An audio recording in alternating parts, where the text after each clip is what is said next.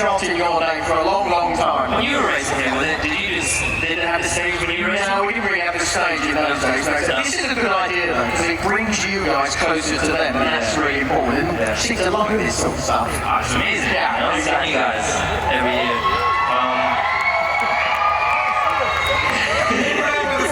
You stood on stage at Silverstone as a Formula 1 driver, and how's it changed in the intervening years since?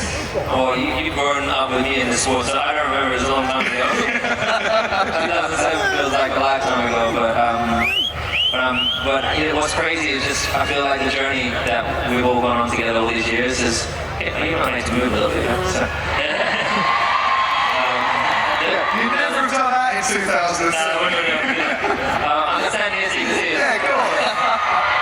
No, but I feel like every year we go on this kind of trip together, this journey, you know, and it's just, I feel like we've grown together for the early years. I remember my first year, I was in pole position in 2007, and I could see it out of my peripherals, I could see people cheering.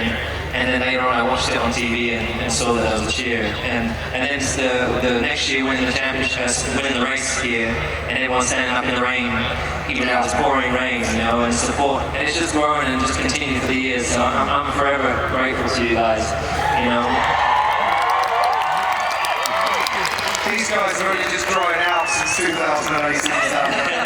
You know, because of you guys, we have this Grand Prix going on now until 2024. Yeah. You know, it's such a great event. But if you guys didn't come and pack it out and bring that energy that you bring, it would just be Silverstone. But it's super special because of you guys. So you know, this is the most important race. Even though we get the same points for it, it's the best race of the whole year because you guys turn out. So use that word energy that they give. How much does that really work for you when you come on the Sunday with feeling everything that's sort of going around the circuit? You feed off of that? Yeah, and you can see him. I know when you're going to have almost high speed, obviously, but I can see you guys as I'm going into turn 1, I'm going in, particularly around here in turn 7. As you come down to Stowe, you got a direct view of the field, and then when you come through, was it Club? Yeah, the old Club. You know, you've driven it a long time. But it does. I mean, was it Nigel that said that when you're in your own race, it brings you extra time? And it definitely does because you focus more, you prepare more, and the energy just lifts you up a little bit more. But I think also what will come to that is the extra pressure you put on yourself. Because I really want to deliver for you guys every day in and day out, and particularly this one because I know so many of you work so hard to travel. Firstly, save up to travel here, to come here, spend the time. So I hope you know that tomorrow I'm going to give it everything. Absolutely. Hey, what a competitive race it could be tomorrow. So how much do you need the energy from the Silverstone crowd up against Valtteri on the front row with you, the Ferrari, and Max right in there as well?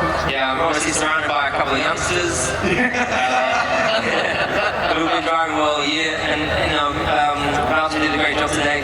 6,000 is like 13 inches or something like that. So it's one step, but you know, tomorrow is the day where you get the points, and it's crazy to think the weekend's nearly over already. Sorry?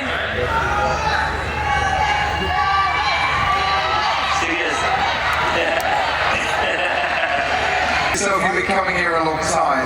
Does it ever, the fire in your belly, does it ever diminish? You think, oh, I've been doing this for so long, I want to give it up now, I'll go and be a fashion designer full time? Or is this kind of a recharging of the batteries this week for you to want to carry on year after year? Honestly, it doesn't. I don't know if it ever will deplete, you know, because you put so much in, but I get so much back. This sport's giving me a reason to live, and you know, it's giving me a purpose. And what's crazy is that as the years go on, I'd never lose the competitiveness that I seem to have, no matter what I do. So, and there's been so much support every year. I mean, yeah, the strength is coming, but I'm still here.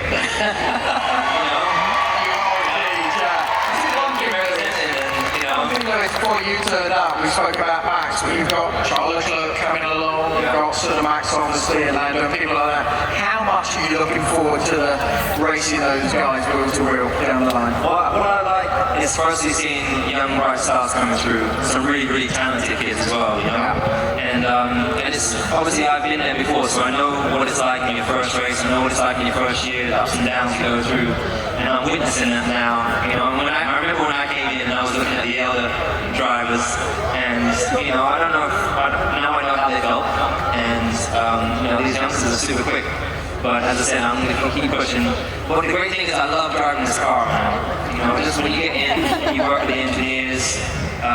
There's obviously a lot of elements now that I'm involved in. You know, we're doing the clothes designing, the caps. You know, I'm so thank you guys so much for wearing the caps. And you know, it's just there's no. You know, at some stage, I'm going to you know I'll hang out my gloves and my helmet, but it's going to be for a while, yeah. I think there's a lot of people here. You've got 5. They quite like it at least 8 world championships. It's all very well. No pressure on this one, obviously. You know, each year it gets harder. It really does get harder. Even though you get the experience and have the knowledge, but each year you're faced with similar challenges of each year. But I do believe that we can do more. So and that's what I'm working. That's what we're working towards. Yeah. So. Was on stage, we were talking about Nicky Lauda, and we missed it so much at Silverstone this year. Nicky was so instrumental in you going to Mercedes, and has been such a great help and friend and confidant for you over the years, not just at Mercedes, before then as well.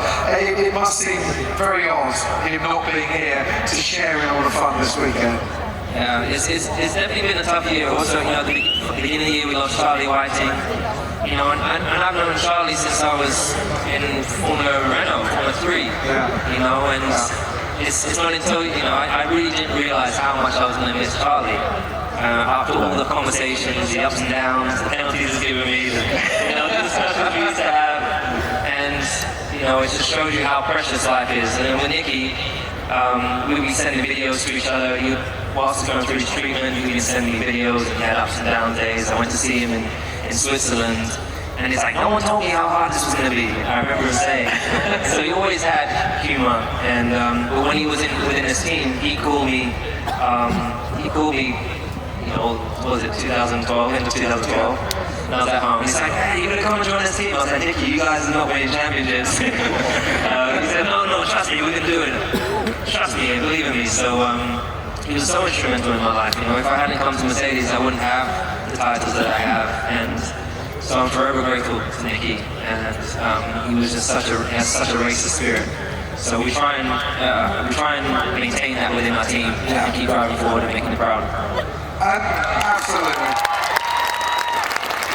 Oh, we have people out here who quite frankly want to be you, my friend. Yeah, and they're setting off on a long journey now. They're racing in club races, single seater gaming, whatever. What advice could you give people if one day you wanted to hang up your boots and you'd like to see another Lewis Hamilton come through? What's the best piece of advice you could give today? Drive fast. Well, honestly, I feel there's a couple of things I could say. I mean, firstly, you don't want to be me. You want to continue to be you. You might want to do something similar to what I've done, but you're going to do it in your own way. And then for the kids, you know, education is key. That is the most important thing, and you know, your youth is everything. You know, if you ask any multi-millionaire or successful individual, with all the money they have, they would pay for the youth. We would all pay for time back in our lives, so maximize, learn as much as you can. You know, for the kids, everything, you know, have fun. That's the most important thing, is to enjoy racing. It is the most fun thing. And don't, you know, and listen to your parents, because they really do know what they're saying. You know, my dad is here this weekend, and my mom's coming this weekend, and I remember being a kid and not really wanting to listen to them, but now being older, I realize my dad was right about everything. And you know, my dad was the one that stood on the corner at the Wright House, the go-kart track near me, and he would look at the current British champion, which was a young kid, I think called Nicky Richardson. And he'd go and watch where he's braking for this corner, and then he would walk all the way down, and he'd be like, Lewis, you gotta stand, you gotta brake here. And I remember just like spinning off and landing in the pond every time. And eventually I made it, and that's kind of what made me. So. We have to wrap up on the stage, but on behalf of every single person here, one more question question, and it's a yes or a no, Lewis Hamilton. Are you going to win the British Grand Prix tomorrow?